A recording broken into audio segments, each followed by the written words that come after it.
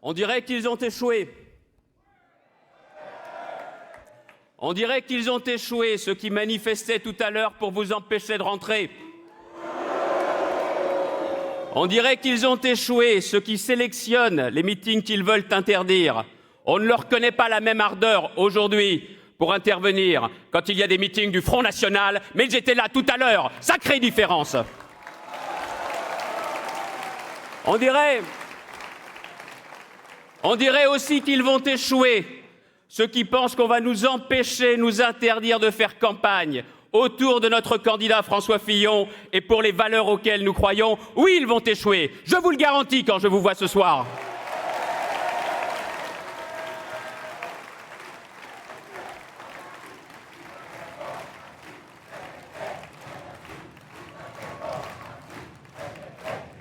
Mais il ne faudra pas vous contenter d'être venu ce soir. Il va falloir faire campagne, matin, midi et soir. Matin, midi et soir, et plus encore si vous le souhaitez. Mais je le dis, cette campagne sera difficile comme jamais, j'aurai l'occasion d'y revenir. Mais rien ne vous fera taire. Rien n'enlèvera la légitimité qui a été donnée par la primaire à François Fillon. Personne d'autre que lui n'a cette légitimité et n'aura cette légitimité. Rien.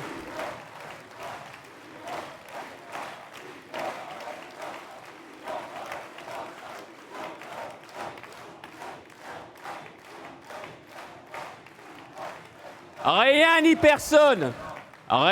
personne ne vous empêcheront, après ces 5 années terribles pour notre pays et pour nos concitoyens, de vouloir cette alternance qui sera synonyme de redressement. Rien ni personne ne pourront vous empêcher de faire valoir vos convictions, vos idées, votre courage et votre ardeur. Rien ni personne qui l'entende en dehors.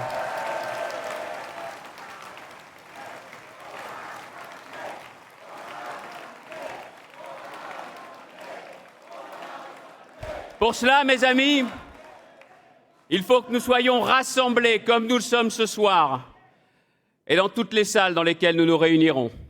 Mais il faudra que nous soyons rassemblés pour bien expliquer aux Français ce qui est au cœur de notre projet.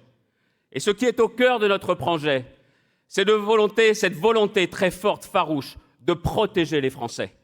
Et je voudrais tout d'abord insister sur cette question essentielle qui t'a vu, François, tout à l'heure, tenir une réunion de travail importante sur la sécurité des Français. Toutes les libertés sont importantes, mais vous savez que la première des libertés, c'est la sécurité. Une sécurité malmenée, une sécurité remise en cause, que ce soit dans nos campagnes comme dans nos cités. Cette sécurité, il n'est plus question, il n'est plus possible, il n'est plus pensable de transiger avec. Les Français veulent la restauration de la sécurité partout sur notre territoire. C'est l'engagement de notre candidat François Fillon.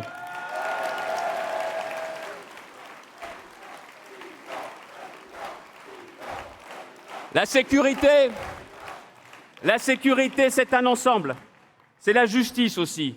C'est la prévention. C'est tout cet alliage qui fait que les braves gens n'ont pas envie de baisser la tête ou de se dépêcher de rentrer chez eux. Cette sécurité, c'est un droit essentiel et élémentaire. Et je voudrais d'autant plus le dire, à la lumière de ce qui s'est passé ces dernières semaines. Nul n'est au-dessus des lois, c'est certain. Mais une chose est encore plus certaine, nous devons garantir avec les forces de l'ordre et la sécurité l'autorité nécessaire pour qu'il n'y ait plus de zones de non-droit sur notre territoire. Partout, partout. C'est vrai dans la région, mais c'est vrai comme ailleurs.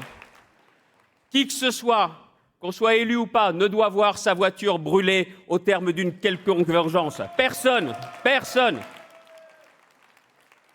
La vérité, c'est que nous avons fermé les yeux, détourné le regard pendant de nombreuses années. Nous ne sommes pas intervenus, et vous savez pourquoi. Parce qu'en fin de compte, beaucoup redoutaient les affrontements. Mais au final, ces affrontements, ils existent tous les jours. Ce sont des affrontements qui, parfois, sont silencieux pour les habitants de ces quartiers, abandonnés par les pouvoirs publics. Oui, c'est le sentiment qu'ils ressentent, et ce sentiment n'est pas tout à fait faux, vous le savez. Il y a bien évidemment les violences avec les forces de l'ordre, les forces de secours, même les professionnels de santé qui, dans certains cas, dans certains quartiers, n'osent même plus intervenir. Il y a les affrontements que l'on a vus encore ces derniers jours. N'ayons pas peur de rétablir l'ordre et l'autorité parce que les affrontements sont le quotidien de trop nombreux de nos concitoyens qui n'ont pas le droit d'être oubliés, qui n'ont pas le droit d'être méprisés et qui n'ont pas à baisser la tête quand ils rentrent chez eux ou quand ils sortent de chez eux. Nous ne mesurons pas assez le degré d'exaspération de nos concitoyens abandonnés. Et c'est à nous de réagir, c'est à nous de faire face, c'est à nous de faire reculer les bandes et les trafics d'armes qui gangrènent nos quartiers, les trafics de drogue. Et je le dis aussi très clairement à tout candidat qui aurait l'idée, assumée ou pas, de baisser les bras face au trafic de drogue, je le dis clairement, il est criminel de baisser les bras face au trafic de drogue qui gangrène notre jeunesse. Certains disent dépénalisation, d'autres disent légalisation. Ce débat, mes amis, ne vise tout simplement qu'à accepter notre défaite d'élus, mais notre défaite de parents vis-à-vis d'un mal qui cause les pires ravages pour nos enfants. Je le dis non pas parce que j'ai été ministre de la Santé, mais je le dis aussi en tant que père de famille. Tous les débats qui sont là ne sont pas des débats sains et ne sont pas non plus des débats sérieux. Il suffit de regarder toutes les analyses scientifiques pour voir que même celui qui fume de la drogue connaît des désastres qui sont des désastres irréversibles. Il faut aussi savoir que tant qu'il y aura ces trafics, vous aurez toutes les peines du monde, même si nous avons beaucoup d'efforts à faire pour proposer un travail dans ces quartiers, quand ce sont des milliers d'euros qui peuvent être gagnés chaque jour en se livrant à ces trafics de drogue. Il n'y aura pas de restauration de la valeur travail tant qu'il y aura ces trafics. Et de la même façon, je le dis en tant que père, on se construit par rapport aux interdits. Levez l'interdit sur la drogue. Le débat ne sera plus seulement sur ces fameuses drogues dont je ne comprends pas comment on peut dire drogue douce, drogue dure. Ce sont avant tout des drogues. Si vous enlevez cet interdit, un enfant ne peut pas se construire. La société fonctionne avec des interdits. Il faut maintenir l'interdiction de la drogue, quelle qu'elle soit, dans notre pays.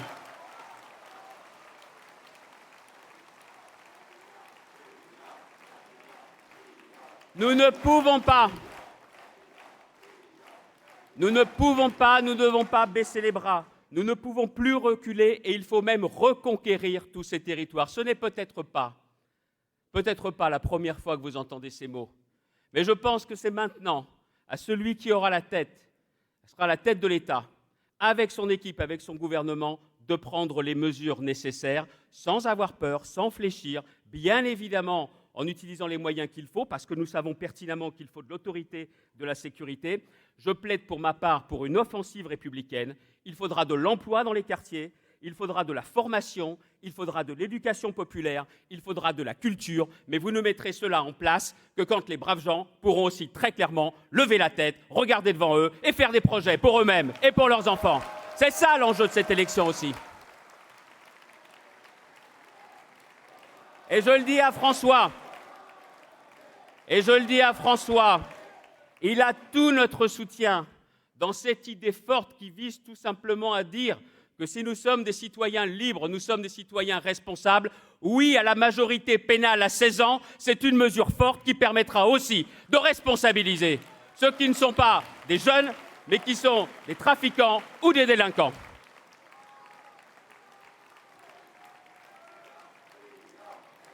L'autre pilier de notre projet repose sur le travail. Oh, j'ai entendu que certains se proclamaient maintenant candidats du travail. Oh, nous n'avons rien déposé en ce qui nous concerne, mais il est vrai qu'avec les colistiers du Conseil régional qui sont avec moi aujourd'hui, avec vous toutes et vous tous, qui nous avaient soutenus, qui nous avaient portés, qui nous avaient permis de gagner, nous avons dit la région au travail. Sauf qu'à la différence des grands discours, nous apportons aujourd'hui des solutions concrètes. Nous avions dit que nous voulions aider ceux qui donnent du travail.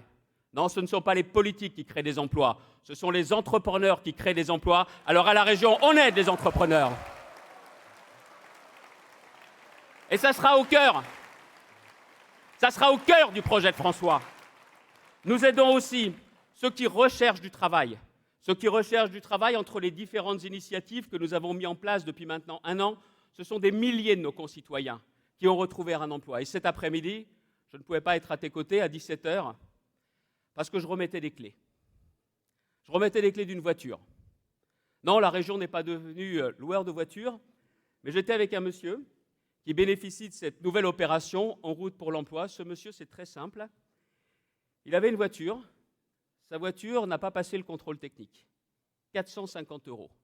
Sa femme a beau travailler, lui aussi, eh bien, il n'avait pas les moyens.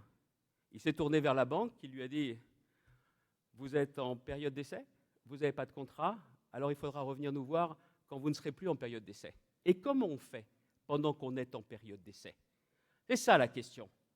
C'est comme ce monsieur que je rencontrais dernièrement à Saint-Quentin. Il vend des journaux sur le marché. La voiture est tombée en panne, 300 €, il ne les a pas. Pas de famille pour lui prêter de l'argent, pas d'amis, pas de banque pour lui prêter de l'argent. Eh bien, je le dis très clairement, cela peut surprendre ou choquer. Vous pouvez estimer que ce n'est pas le rôle du Conseil régional des Hauts-de-France.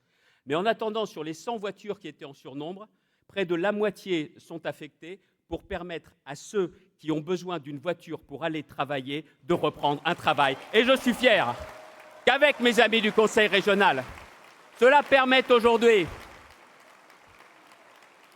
de bien montrer qu'il y a beaucoup de gens qui aimeraient retravailler mais qui sont confrontés à des freins. Et c'est le boulot, c'est le rôle des politiques que de lever ces freins. Je suis fier de cette opération qui, visiblement, semble faire école. Mais ce n'est pas tout, François. Nous voulons aussi, ici, et je pense que c'est une voie pour le gouvernement, pour ton gouvernement, d'aider concrètement ceux qui travaillent. Ah, ceux qui travaillent. Qu'est-ce qu'on en parle bien dans les discours? Et quand on visite les entreprises, une bonne poignée de main. Bon courage, bonne journée, et c'est tout. Et après, il ne faut pas s'étonner que ceux qui travaillent, quand ils nous voient rentrer dans une entreprise avec marqué sur notre front politique, ceux-là se disent « Qu'est-ce que tu connais à ma vie et comment tu vas m'aider ?» C'est fort de ce constat que nous avions voulu, au moment de la campagne, prendre des engagements forts.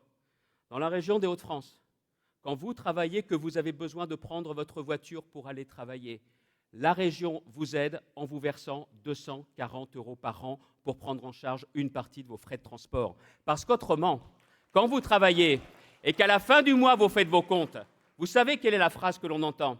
Je ne sais pas si je fais bien de travailler, peut-être que je m'en sortirais mieux si je ne travaillais pas.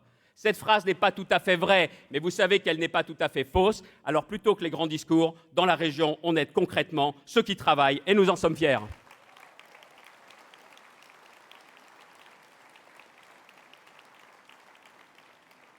Le 1er mars, nous aurons une nouvelle aide. Non, l'argent ne nous brûle pas les doigts. Et on ne peut pas dire qu'on soit très argenté, on était plutôt très endetté avec nos prédécesseurs. Mais on fait des économies. On fait des économies sur le train de vie de la région. Oui, la région peut maigrir, comme son président, François, tu as souvent l'occasion de me le dire. Oui, la région peut maigrir parce que ça nous permet de mettre en œuvre des politiques fortes. À partir du 1er mars, si vous devez faire garder vos enfants en bas âge parce que vous travaillez, la région vous aidera en attribuant jusqu'à 30 € par mois pour les familles monoparentales. Ces familles, disons les choses clairement, ça peut être un père seul, mais c'est souvent une mère seule. Et quand il n'y a qu'un salaire qui tombe à la maison, la vie est beaucoup plus difficile. Je le dis, cette aide sera réservée à ceux qui travaillent ou à ceux qui reprennent un travail. Et encore une fois, cet argent, qui ne me brûle pas les doigts, c'est de l'argent qu'on retrouvera dans l'économie. Et c'est aussi des mesures très simples et très concrètes, sans paperasse, je vous le garantis, qui permettent de se dire que la politique ou la région peut vraiment aider, et aider qui? Clairement, ceux qui travaillent. C'est ça, être au service de la valeur travail.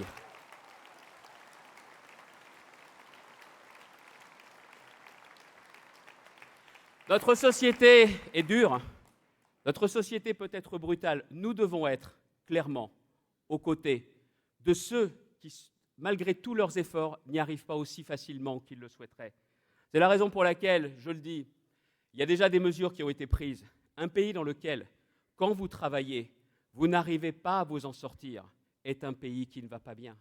Un pays dans lequel, quand au soir de votre vie, parce que vous avez travaillé toute votre vie, vous aurez moins de 1 000 € par mois pour vivre jusqu'à la fin de vos jours. Excusez-moi, c'est un pays qui ne va pas bien. Et je le dis d'autant plus qu'avec François Fillon en 2003, c'est nous qui avons augmenté les petites retraites. C'est nous qui avons été à l'origine de ce dispositif carrière longue, où parce que vous aviez commencé à travailler à 14 ans, à 15 ans et à 16 ans, vous n'alliez pas jusqu'au bout et vous pouviez vous arrêter plus tôt. Je suis désolé, ces mesures généreuses, c'est la droite et le centre qui en sont à l'origine. Et ça aussi, tu peux en être fier et on peut en être fier.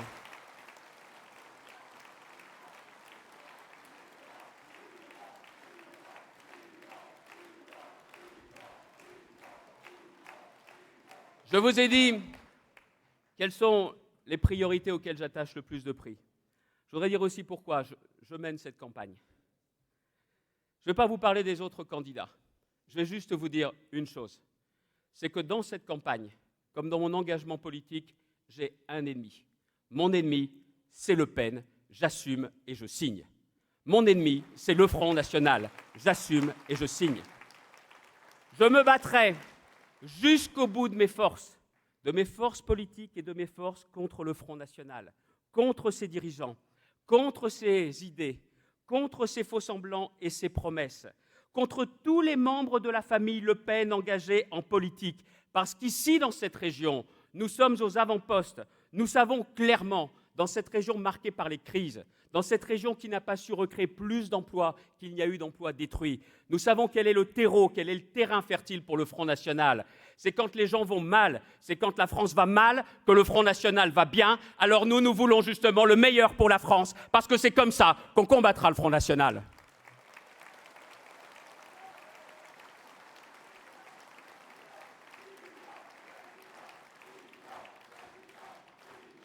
C'est dans la misère des gens, c'est dans la colère des gens que le Front National trouve sa force.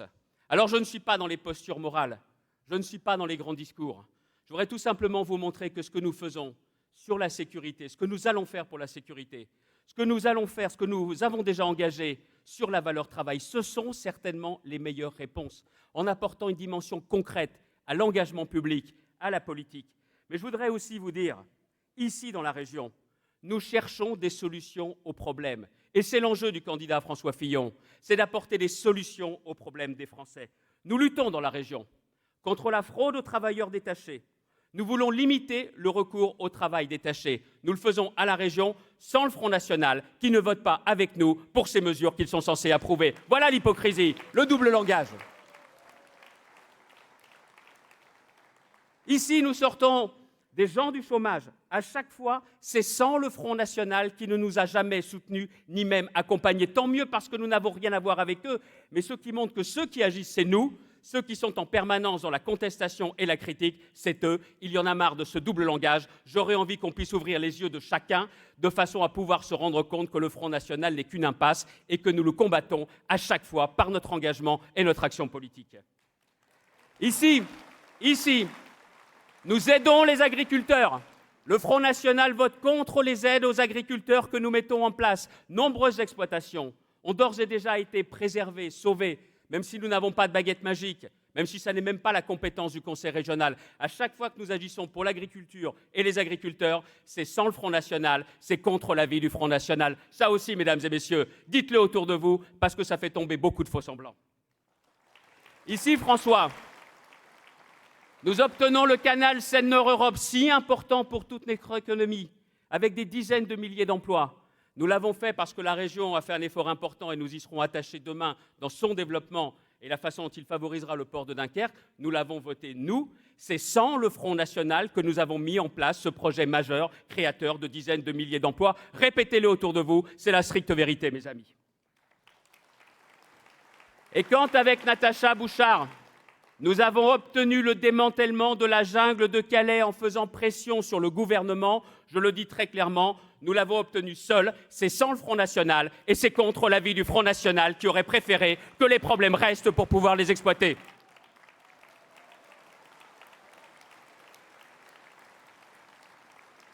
Nous sommes exigeants vis-à-vis de l'Europe.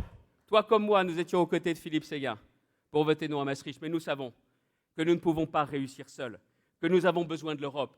Nous avons besoin de l'Europe pour l'agriculture, pour ce canal Seine-Nord-Europe, 8 milliards d'euros de l'Europe pour la région. Alors je ne suis pas comme le Front National qui, parce qu'il critique l'Europe, tournerait le dos à ses financements pour l'Europe, parce que ces financements sont bons pour notre région, ces financements sont bons, clairement, pour l'emploi. Aujourd'hui, je le dis clairement, la posture morale et les grands discours ne sont pas la bonne réponse. C'est l'efficacité de l'action, la bonne réponse. Et je me battrai en permanence, parce qu'ici, nous voyons bien ce qu'ils sont. Nous voyons bien que si le prénom a changé, ça reste bel et bien une idéologie dangereuse, que ça reste bien la famille Le Pen, l'idéologie d'un parti d'extrême droite qui n'a en rien changé et qui est particulièrement dangereux. Cette idéologie d'extrême droite, ça n'est pas l'histoire de la France. Eh bien, je vous le dis, grâce à notre action, ça ne sera pas non plus l'avenir de la France. Vous avez compris pourquoi mon combat, il est avant tout contre le Front National.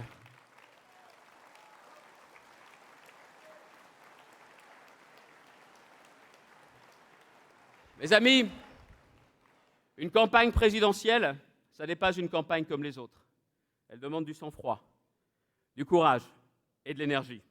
Ce n'est pas la première campagne présidentielle à laquelle je participe. Est-ce que c'est la plus dure? N'ayez pas la mémoire courte. Souvenez-vous de 2002. Souvenez-vous de la violence de 2002. Souvenez-vous de ce que nous lisions. Oh, il n'y avait pas les réseaux sociaux, il n'y avait pas les campagnes virales, mais nous savons bien aujourd'hui qu'en politique, rien ne nous sera épargné. Et au risque de vous surprendre, je vous dirais que 2002 était une campagne terrible et qu'au final, seul contre tous, mais avec son équipe, avec ses soutiens et avec ses électeurs, au final, c'est bel et bien Jacques Chirac qui avait emporté cette élection présidentielle. N'ayez pas la mémoire courte. Souvenez-vous des épreuves que nous avons endurées les uns et les autres. Au final, cette primaire t'a donné cette force, cette légitimité, François. Alors ne perdons pas notre énergie à nous poser des questions sur est-ce qu'on va avoir du répit, est-ce que les attaques vont cesser?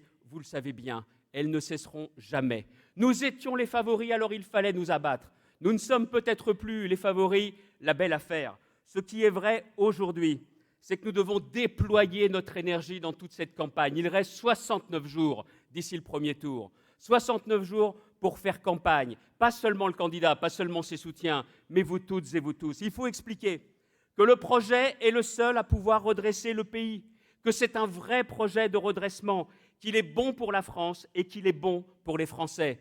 Il y a de la justice dans ce projet.